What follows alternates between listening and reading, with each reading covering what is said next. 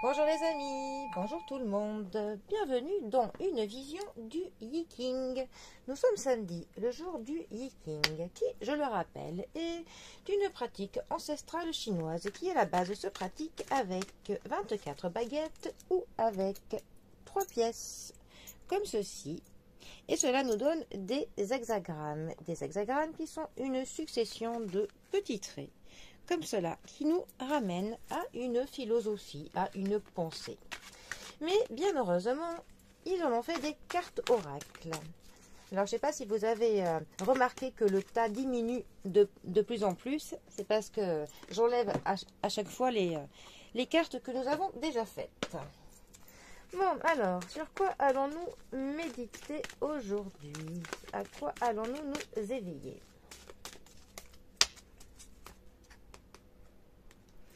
Alors, nous avons aujourd'hui la diminution. Montagne en haut et lac en bas. Alors, la diminution. Montagne en haut, lac en bas. L'augmentation et la diminution font toutes deux parties du cycle naturel de la vie. Comme le disent d'anciennes écritures, il y a un temps pour tout, un temps pour toute chose sous les cieux. Comme avec un réservoir utilisé pour irriguer les champs, apprendre à accepter une baisse temporaire de position, de sentiments ou de biens matériels prépare le terrain à une amélioration dans le futur. Nous vivons à une époque matérialiste, mais il n'y a pas de honte à dépenser certaines de vos ressources. Cela peut faire partie d'un investissement pour des gains futurs qui peuvent prendre la forme d'une plus grande liberté, d'un apprentissage ou d'un développement du caractère. De même, le fait d'endurer une perte imprévue peut être compensé par une augmentation de sa force intérieure et de sa perspicacité. Lorsque l'abandon des désirs matériels conduit à une plus grande simplicité dans la vie quotidienne, la bonne fortune vient à l'appel. Dans la nature, le lac s'évapore pour former des nuages qui laissent tomber la pluie, ce qui nourrit la forêt environnante. Au fur et à mesure que la forêt s'épaissit, davantage d'eau de pluie est capturée pour alimenter le lac. De la même manière, une certaine évaporation des ressources ou une diminution dans un domaine de votre vie donnera lieu à une augmentation éventuelle dans un autre.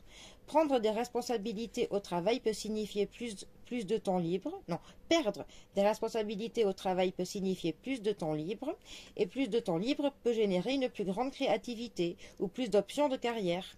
En général, une diminution peut libérer l'esprit et contribuer à vous donner un but. Gardez à l'esprit la leçon enseignée par les jeunes amoureux. Même si l'on a peu de possessions, les sentiments du cœur peuvent produire une richesse inégalée. Les plus petits des gestes, s'il est sincère, peut avoir une grande valeur. Restez confiant, car une période de diminution peut en fait vous porter chance, surtout si vous restez ouvert à cette possibilité. Débarrassez-vous de votre frustration, de votre résistance et du regret concernant ce qui diminue en ce moment même.